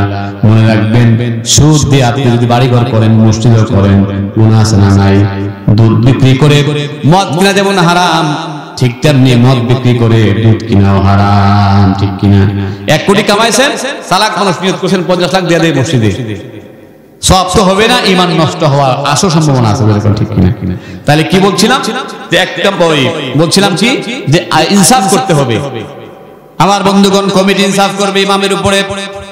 ইমাম যদি হক কথা বলে তার সম্মান বাড়ায় দেবে, আর ইমাম ইনসাফ করবে মুসল্লির উপরে। ইমাম সাহেব দেখা যায় সব ওয়াজ করে, দেখা গেছে সাধারণ পাবলিকের বিরুদ্ধে, মসজিদের সেক্রেটারি সভাপতির বিরুদ্ধে কোনো ওয়াজ নাই। এরকম আছে না নাই?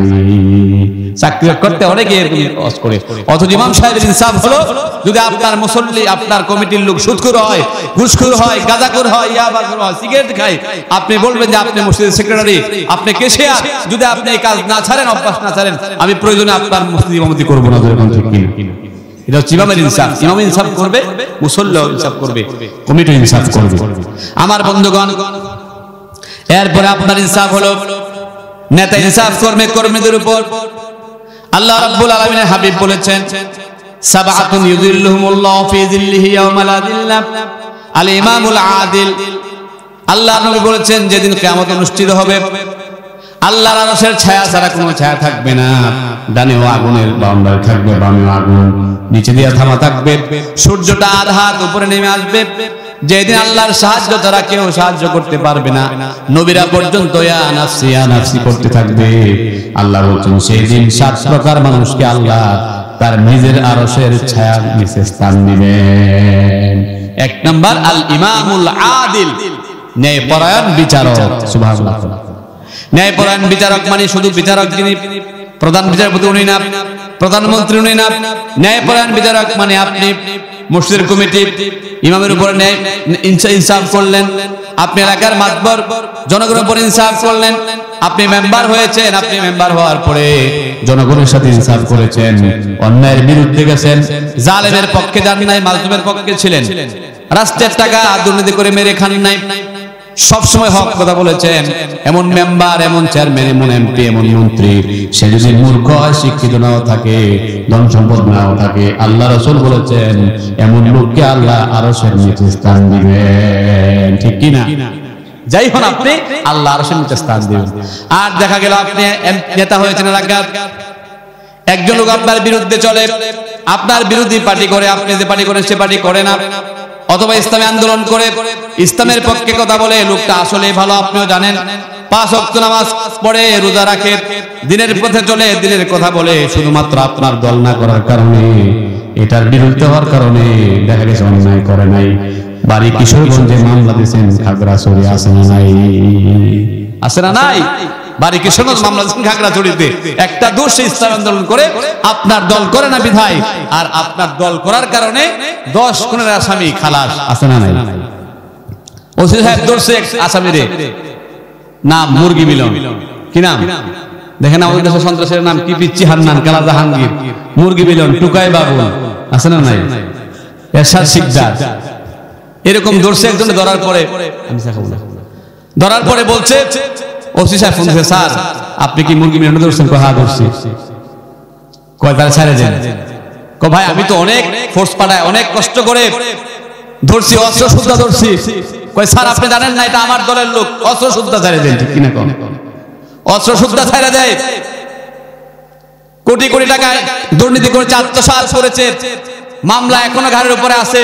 এই লোকগুলা বুক ফুলে রাস্তায় ঘুরতেছে, আর সামান্য হক কথা বলার কারণে উলামায়ে কেরাম বছরের পর বছর জেলখানায় বন্দী।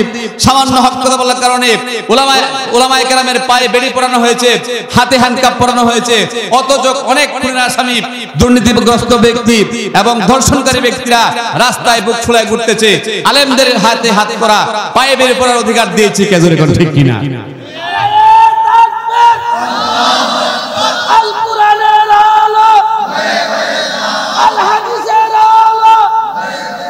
শুধুমাত্র আপনার দল না করার কারণে এই অবস্থা। তাহলে এটা হবে জুলুম, ইনসাফ হবে না। যেরকম ঠিক কি? এজন্য আমার ভাইয়েরা, যে নেতা, যে এমপি, যে চেয়ারম্যান, যে মন্ত্রী তার এলাকায় ইনসাফ করবে, জালেমের পক্ষে যাবে না, মাজলুমের পক্ষে থাকবে, অন্যায়কে অন্যায় বলবে, ন্যায়কে ন্যায় বলবে। আল্লাহ রাব্বুল আলামিন বলেছেন, আল্লাহ তাআলা ওই সমস্ত প্রতিনিধিকে আল্লাহ জান্নাতে আরশের নিচে স্থান দিবেন, এতে কোনো সন্দেহ নাই। ঠিক কিনা? এখন ইনসাফটা শিখবেন কি করে? আদল কাকে বলে? ইনসাফ শিখবেন কি করে? ইনসাফ শিখবেন কি করে? শিখতে হবে নবীর কাছ থেকে। জোরে কোন ঠিক কিনা? শিখতে হবে সাহাবায়ে কেরামের কাছ থেকে। বুখারী হাদিস থেকে শোনাচ্ছে, আল্লাহ নবীর দরবারে একটা বিচার আসছে। আসার পরে একজন কুরাইশ বংশের মহিলা, এটা অনেকে হাদিসটা জানেন, মহিলা কুরাইশ বংশের, চুরি করেছে। কোন বংশের? কুরাইশ বংশের। কার বংশ এটা? নবীর বংশ। চুরি করছে মহিলা। এখন সাহাবায়ে কেরাম শুনতে পেরে বুঝতে পারলেন কুরাইশ বংশের মহিলা। আল্লাহ নবীর কাছে বিচার দেওয়ার পরে তো কোরআন দিয়ে বিচার করবেন। ঠিক কিনা? কোন বিচার দেওয়ার পরে আল্লাহ নবী কোরআন কারীমের আয়াত সামনে আনলেন, আন্নান নাফসা বিন নাফসি ওয়াল আইনা বিল আইন ওয়াল আনফা বিল আনফি ওয়াল উযুনা বিল উযুন। হাতের বদলা হাত, নাকের বদলা নাক, দাঁতের বদলা দাঁত, কানের বদলা কান, জানের বদলা জান। ইসলামের বিচার জোরে করে ঠিক কিনা? এখন চুরি করছে, হাত কাটা তো মাফ নাই। সাহাবায়ে কেরাম চিন্তায় পড়ে গেলেন, কুরাইশ বংশের মান সম্মান তো চলে যাবে সব। বংশের মান থাকলো কিনা, থাকবে কিভাবে? এজন্য সবাই সিদ্ধান্ত করলো, যে কোনো মূল্যে নবীর কাছে খবরটা পৌঁছায় দাও, যে মহিলাটা যে চুরি করেছে তিনি কুরাইশ বংশের মহিলা, শুধু একটু খবর পৌঁছাও। এখন খবরটা পৌঁছাবে কে? সবাই তো পেরেশান। সবাই বলছে, আবু বকর তুমি তো বয়োজ্যেষ্ঠ একজন মানুষ, আল্লাহ নবীর দীর্ঘদিনের সাথে, 20 বছরের বন্ধু, হিজরতের সাথে, নবীর হাতে গড়া প্রথম মুসলমান, তুমি নবীর কাছে খবরটা পৌঁছায় দাও। আবু বকর বলছেন, আমি মাফ চাই, দোয়া চাই। আল্লাহ নবীর সাথে আমার ভালো সম্পর্ক আছে ঠিক, কিন্তু আমি একজন অপরাধীর ব্যাপারে আমি নবীকে অবগত করতে পারবো না। সবাই বলছে, ওমরকে তুমি যাও তাহলে, তোমার তো অনেক সাহস, আল্লাহ নবী তোমাকে অনেক পছন্দ করেন, তুমি যাও। ওমর বলছেন, আমার অনেক সাহস আছে, শয়তান আমার দেখলে পালায় যায়, ঠিক আছে, কিন্তু আল্লাহ নবীর সামনে আমি একেবারে দুর্বল, আমি আল্লাহ নবীর সামনে যেতে পারবো না, আমিও পারবো না। সাহাবায়ে কেরাম বলছেন, বেলালকে, বেলাল তুমি যাও, তুমি গেলে পরে তুমি তো নবীজিকে সবসময় আযান দাও, নামাজের সময় উঠায় দাও, তুমি গেলে নবীজি হয়তো মাইন্ড করবেন না, যাও। বেলাল বলছে, আমার সাথে নবীজির সম্পর্ক ভালো আছে, তবে এরকম বিষয় নিয়ে আমি আল্লাহ নবীর কাছে যেতে পারবো না। যাবে কি এরকম লোকই পাওয়া যাচ্ছে না। সাহাবায়ে কেরাম পরামর্শ করলেন যে আল্লাহর নবীর একজন ছেলে ছিল পালক পুত্র যায়েদ ইবনুল হারেসা। যায়েদ ইবনুল হারেসার একটা ছেলে হয়েছিল, তার নাম উসামা বিন যায়েদ। ছোট্ট বালক, মাত্র 8 বছরের বয়স, ফুটফুট একজন শিশু। সবাই সিদ্ধান্ত করলো যেহেতু এক ছোট মানুষ আর নবীজির নাতি লাগে, ঠিক না? পালক পুত্রের ঘরের ছেলে, নাতি, নবীদের কাছে গেলে কোনো মাইন্ড করবে না, তিনি হয়তো কষ্ট পাবেন না। শুধু উসামানে পাঠায়া দিয়া নবীর কানে কানে খবরটা পৌঁছায় দাও যে হুজুর, যে মহিলা চুরি করেছে সে কিন্তু কুরাইশ বংশের, আর কিচ্ছু বলতে হবে না, এই খবরটা পৌঁছায় দাও। সবাই সিদ্ধান্ত মেনে নিল, হ্যাঁ এটাই ঠিক আছে। উসামাকে পাঠায় দেওয়া হলো। উসামাকে বললো তুমি কানে কানে গিয়া বলে দিবা তোমার নানার দাদার কাছে। এবার উসামা, নবীজি বসে আছেন এভাবে চেয়ারের মধ্যে নিচে বিছানায়। উসামা আস্তে করে এখানে গিয়ে মাথা লাগালো, কানের মধ্যে মুখ লাগায় বলছে যে দাদা, যে মহিলা চুরি করেছে মহিলা কিন্তু কুরাইশ বংশের মহিলা। এটুকু বলতে দেরি হাদিস সাক্ষী আল্লাহর নবীর চেহারা মোবারক ডালিমের দানার মতো লাল হয়ে গেছে রাগে। নবীজি উঠে দাঁড়িয়ে গেছেন, বলছেন তোমাদের মধ্যে এমন কে আছো আমার একজন অপরাধীর ব্যাপারে সুপারিশ করার জন্য পাঠিয়েছো? নিশ্চয়ই বাচ্চাটা এমনিতে আসে না, তোমরা কেউ পাঠিয়েছো। আল্লাহর কসম, আল্লাহর কসম, এই মেয়ে শুধু কুরাইশ বংশের না, যদি আমার মেয়ে ফাতেমাও চুরি করতো আর আমার মেয়েকে হাত কাটা লাগতো ইসলামের আইন প্রতিষ্ঠা করার জন্য, আমি বিশ্বনবী আমার মেয়ের হাত কেটে ইসলামের আইন বাস্তবায়ন করতাম। সুবহানাল্লাহ। আমার মেয়েও যদি হতো আমি আমার মেয়ের হাত কাটতেও দ্বিধাবোধ করতাম না। এটা ছিল আইন, জোরে কোন ঠিক কিনা? এখন আমরা নিজের দলের লোক হইলে মাফ, অন্যের দলের লোক হইলে মামলার অভাব নেই, ঠিক কিনা বলেন? আইনের শাসন নাই, অস্ত্রের অভাব নাই, খুন করে ল্যাংরা বাবু রাতারাতি ছাড়া উপায়, ঠিক কিনা? আইনের শাসন নাই, অস্ত্রের অভাব নাই, খুন করে ল্যাংরা বাবু রাতারাতি ছাড়া উপায়। বিচারপতির বেতন আছে, বিচার কোথাও নাই রে, ও দেশের ভাই রে বললা কোথা যাই রে, একটু শান্তি বলো কোথায় গেলে পাই রে, ঠিক কিনা কম? তাহলে ইনসাফ শিখবো থেকে? নবীর কাছ থেকে। দলের হোক নিজের বিরোধী দলের হোক, অন্যায় করবে তো অপরাধী, অন্যায় না করলে নির্দোষ, জোরে কোন ঠিক কিনা? এখন তো আমরা অন্যায় যিনি করেছেন দাবি করি, অন্যায় যিনি করেছেন বিনা অপরাধে জেলখানায় রাখা হয়েছে বছরের পর বছর, তার পক্ষে সাক্ষী দেওয়ার মতো লোককেও গুম করা হয়, জোরে কোন ঠিক কিনা? আসামি পক্ষে আত্মপক্ষ সমর্পণ করার সুযোগ দিবে দূরের কথা, আসামি পক্ষের সাক্ষীকেও গুম করে আরেক দেশে পাঠায় দিবে, জোরে কোন ঠিক কিনা? এ হচ্ছে ন্যায় বিচার। তাহলে ইনসাফের দরকার আছে না নাই? দরকার আছে। ইনসাফ করেছেন সাহাবায়ে কেরাম। হযরত ওমর রাদিয়াল্লাহু তাআলা আনহুর কথাটা বলি, কথায় কথা আসছে। তিনি একদিন মসজিদে নববীতে ভাষণ দিচ্ছেন। কি দিচ্ছেন? বক্তব্য দিচ্ছেন জুমার নামাজে। আমার ভাইরা, ইনসাফ কাকে বলে শুনেন, নেতা কাকে বলে শুনেন। হযরত Omar was the second caliph of Islam, ইসলামের দ্বিতীয় খলিফা তিনি, তখন রানিং খলিফা ভাষণ দিচ্ছেন জুমার নামাজে। মসজিদের এক কোনায় একজন লোক দাঁড়ায় গেছে, মোটামুটি মাঝামাঝি বয়সের একজন লোক, যুবক না বৃদ্ধ না, দাঁড়ায় বলছে ওমর তোমার খুতবা বন্ধ করো, আমার একটা প্রশ্নের জবাব যতক্ষণ পর্যন্ত না দিবা ততক্ষণ পর্যন্ত আমি তোমার খুতবা শুনবো না, তোমার ভাষণ শুনবো না, তোমার পেছনে নামাজ আদায় করবো না, আমার প্রশ্নের জবাব দেওয়া লাগবে। মসজিদের ভিতরে একেবারে পিন পতন নীরবতা, সবাই চুপ, সর্বনাশ। ওমরের সামনে দাঁড়ায় গেছে, সাহস করে তার কম না, ঠিক কিনা কম? যদি আমাদের দেশে এরকম হইতো, বিশাল বড় মঞ্চে আমাদের দলের সেক্রেটারি সাহেব দাঁড়ানো আছে, বক্তব্য দেয়া, বক্তব্য থামাই দিলে খুশ থাকবো নি? বলতো কল্লা থাকবো? কল্লা থাকবে না কর্মীর, সবাই ধরে মেরে ফেলবে।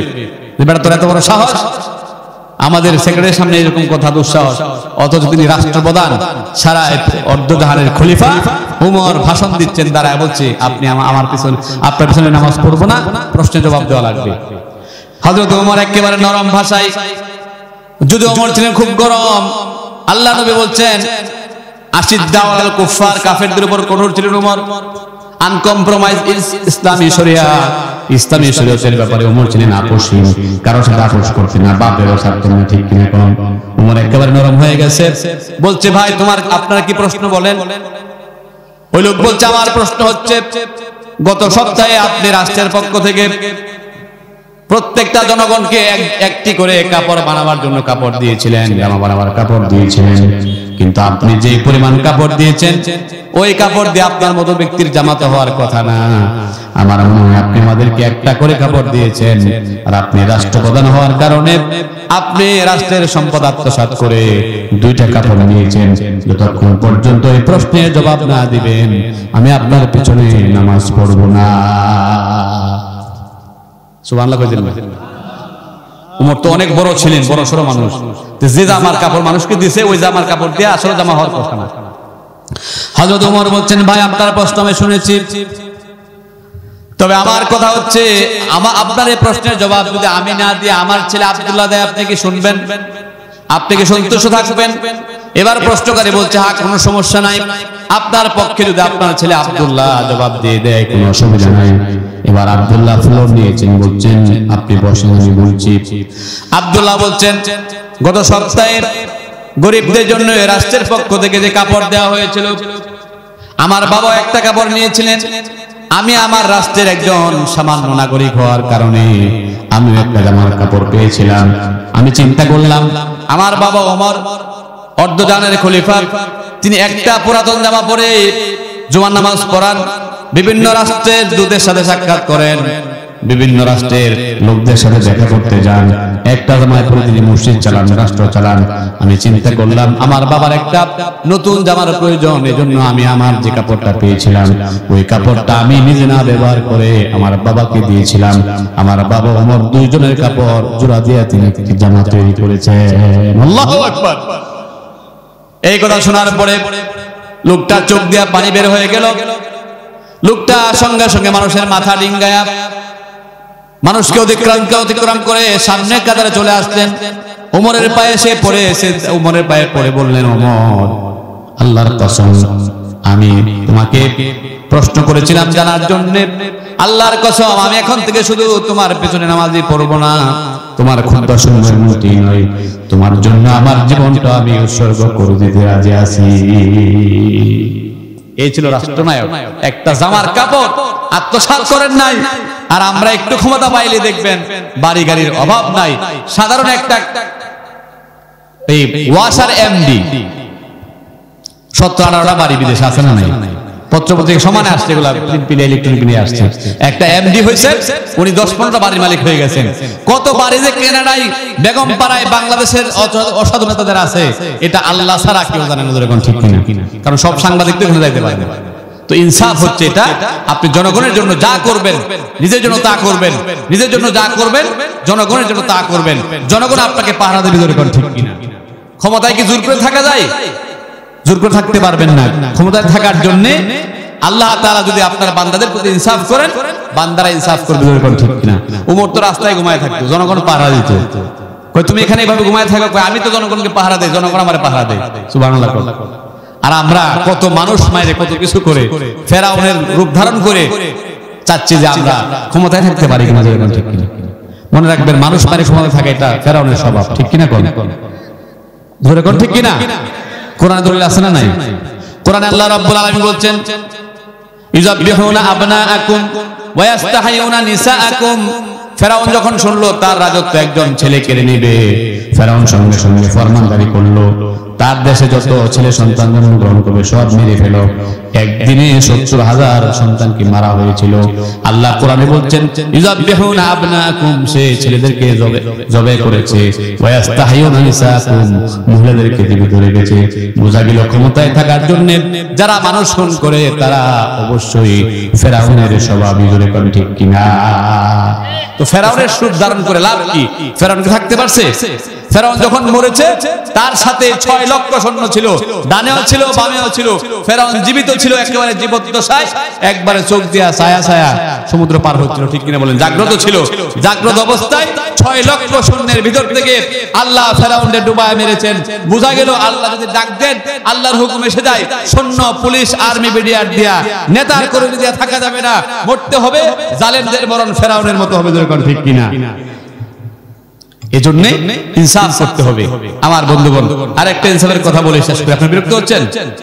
এরপরে শেষ করে দেব। হযরত আলী রাদিয়াল্লাহু তাআলা আনহু ইসলামের কয় নাম্বার খলিফা?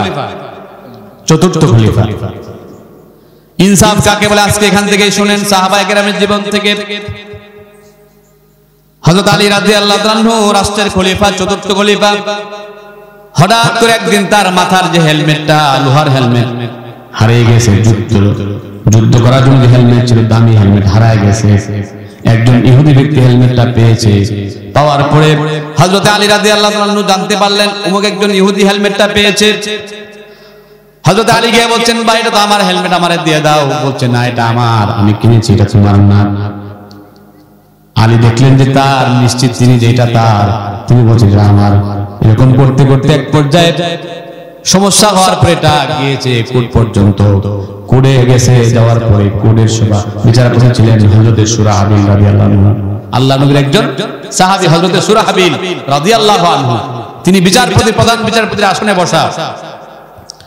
হযরত আলী রাদিয়াল্লাহু আনহু বিচারপতির আসনের কাছে গিয়েছেন, ইহুদিও গিয়েছেন।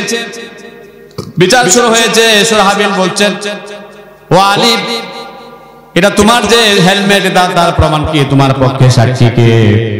হযরত আলী বলছেন, আমার পক্ষে সাক্ষী হচ্ছে আমার ছেলে হাসান, আর দ্বিতীয় সাক্ষী হচ্ছে আমার গোলাম, আমার চাকর বা গোলাম। হযরত সুরাহাবিল রাদিয়াল্লাহু আনহু ইহুদির বক্তব্য শুনেছেন, আলীর বক্তব্য শোনার পরে সাক্ষী তলব করেছেন। যখন বলছে আমার প্রথম সাক্ষী আমার ছেলে হাসান, দ্বিতীয় সাক্ষী আমার গোলাম, সুরাহাবিল বলছেন, আলী, যে ইসলাম আমাকে এই আসনে বসিয়েছে, যে ইসলাম আমাকে এই প্রধান বিচারপতির চেয়ারে বসিয়েছে, সেই ইসলাম আমাকে শিক্ষা দিয়েছে ছেলের পক্ষে, বাবার পক্ষে ছেলের সাক্ষী গ্রহণ হয় না। সেই ইসলাম আমাকে শিক্ষা দিয়েছে মুনিবের পক্ষে গোলামের সাক্ষী গ্রহণযোগ্য নয়। অতএব আলী, আমি রায়টা তোমার পক্ষে দিতে পারলাম না, রায়টা তিনি ইহুদের পক্ষে দিয়ে দিলেন। আল্লাহু আকবার। রায়টা ইহুদের পক্ষে দিয়ে দিলেন। ইহুদের পক্ষে রায় দেওয়ার পরে ইহুদি ব্যক্তি আলী রাদিয়াল্লাহু আনহুর কাছে এসে তার পায়ে পড়ে গেলেন আর বললেন, আলী, আমি আমার ভুল বুঝতে পেরেছি, আমি তো মূলত পরীক্ষা করার জন্য এসেছিলাম। তিনি বলছেন যে ইসলাম পারে তার দেশের একজন রাষ্ট্রপ্রধানকে দাঁড় করায় রাখতে চেয়ারবিহীন, যে ইসলাম পারে তার পক্ষে তার ছেলের সাক্ষী গ্রহণ না করে, গোলামের সাক্ষী গ্রহণ না করে একজন বেদিন ইহুদির পক্ষে রায় দিতে পারে, সেই ইসলাম সম্পর্কে আমার আর জানার কিচ্ছু নাই। দয়া করে আমিও আর ওই ধর্মে থাকতে চাই না, আমার মুসলমান বানায় দেয়। ইসলামের নীতি, বিচার, আদর্শ, ইনসাফ দেখে ইসলাম কবুল করেছেন। আল্লাহু আকবার। ইসলাম ইনসাফ কাকে বলে? ইনসাফ কাকে বলে দেখেন। এরপরে রাষ্ট্র চালাবার যে নীতি কাকে বলে? হযরত আবু বকর সিদ্দিক রাদিয়াল্লাহু তাআলা সাহাবীদের কথা আজকে বলি। তিনি রাষ্ট্রপ্রধান। একদিন তার স্ত্রী স্বামীকে বলছেন, স্বামী, আমাদের একটু ভালো মন্দ খাওয়ার ইচ্ছা হয়েছে। তিনি বলছেন, আমার কাছে টাকা পয়সা নাই, কোত্থেকে খাইবা ভালো মন্দ? স্বাভাবিক খাবারই খাও। স্ত্রী কিছু দিরহাম বের করে দিয়েছিলেন, এই টাকাটা আমার কাছে জমা ছিল, এটা দিয়ে আপনি একটু ভালো মন্দ বাজার করেন, আজকে আমরা একটু ভালো মন্দ খাই। আমার বন্ধুগণ, হাদিস শরীফ সাক্ষী,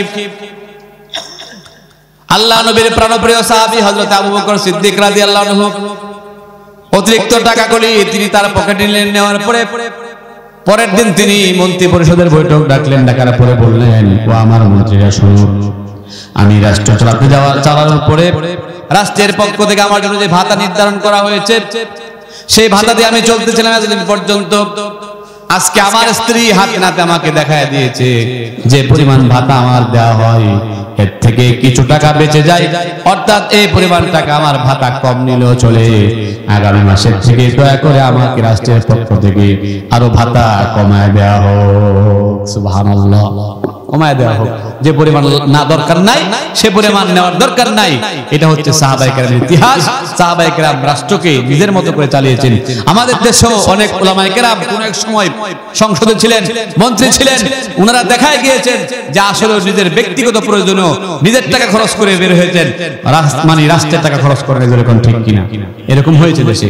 এজন্য ইসলাম যদি আসে, ভাই বিশ্বাস করেন, ইসলাম আসলে ইনসাফ পাবেন, ইসলাম আসলে আদল পাবেন। ইসলাম এক নাম্বার ইনসাফ আপনাকে দিবে।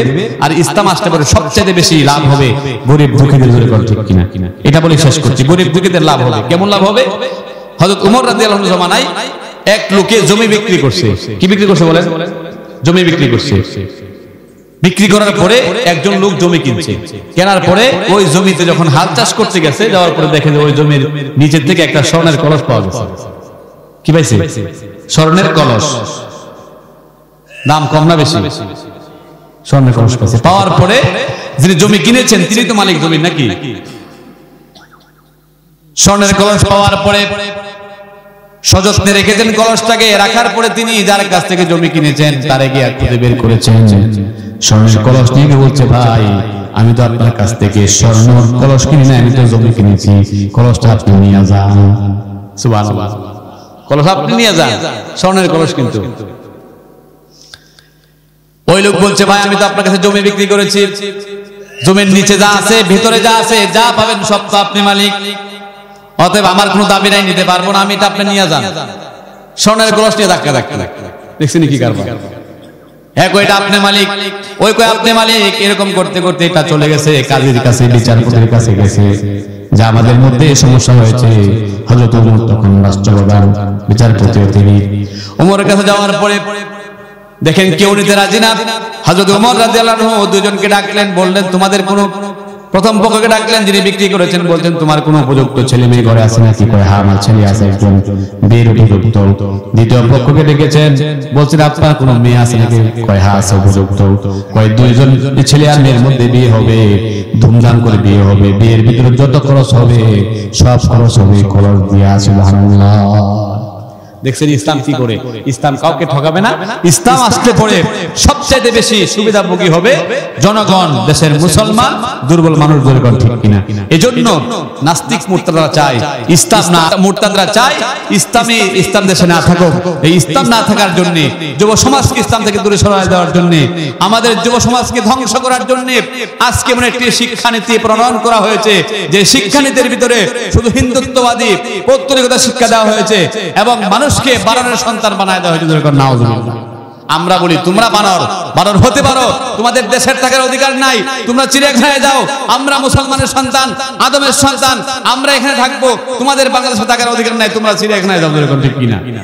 এজন্য এই শিক্ষানীতি, বানর মার্কা শিক্ষানীতি বাংলাদেশের কোন মুসলমান কেউ মানতে পারে না।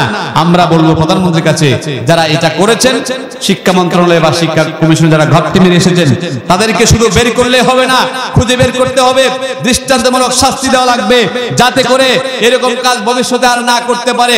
আর যদি যথাযথ উপযুক্ত শাস্তি না দেওয়া হয়, বাংলাদেশের মুসলমান 2013 সালে যেরকম রাস্তায় নেমেছিল, নাস্তিকরা রাজপথ ছেড়ে পালাতে বাধ্য হয়েছিল, ঠিক তেমনি ভাবে এই দেশের আপামর তৌহিদি জনতা মুসলমানদেরকে নিয়ে, উলামায়ে কেরাম মুসলমানদেরকে নিয়ে রাস্তায় নামবে, তখন নাস্তিক শুদ্ধ সরকারেরও থাকার অধিকার থাকবে না। এখন ঠিক কিনা?